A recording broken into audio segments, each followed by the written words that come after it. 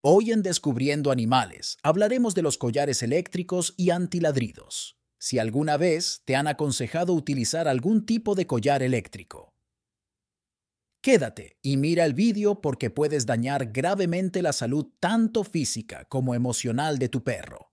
Con la potencia de estos collares, la variedad de fabricantes, sin una regulación clara.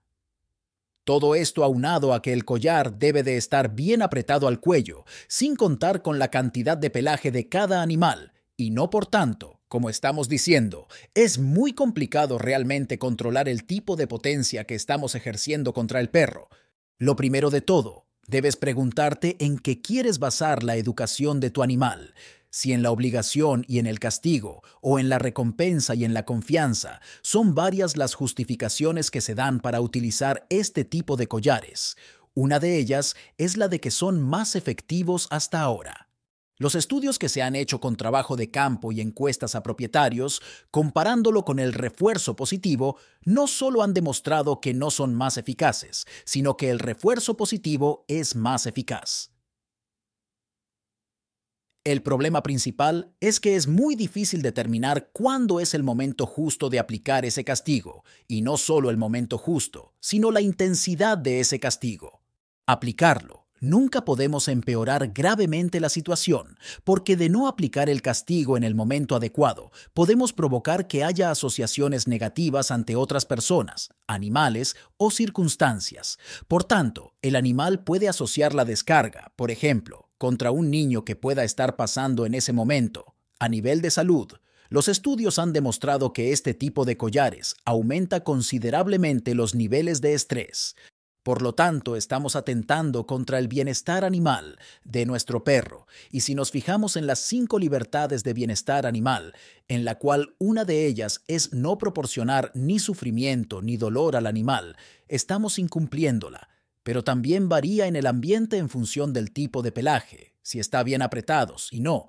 Por tanto, como estamos diciendo, es muy complicado realmente controlar el tipo de potencia que estamos ejerciendo contra el perro. Como sabemos realmente que la potencia es la adecuada, aplicarlo nunca podemos empeorar gravemente la situación, porque de no aplicar el castigo en el momento adecuado, podemos provocar que haya asociaciones negativas ante otras personas, animales o circunstancias. Por tanto, el animal puede asociar la descarga, por ejemplo, contra un niño que pueda estar pasando en ese momento, a nivel de salud. Los estudios han demostrado que este tipo de collares aumenta considerablemente los niveles de estrés. Y no es excesiva, porque puede ser excesiva, pero como anteriormente hemos obviado las señales de apaciguamiento, nuestro animal puede no mostrar ningún tipo de señal ante el dolor, pudiendo haber daños físicos, obviamente. Si para que se pueda transmitir la descarga, los botones metálicos del collar deben ir bien apretados al cuello del animal. Por tanto, esta presión junto con la descarga eléctrica puede haber un riesgo elevado de necrosis.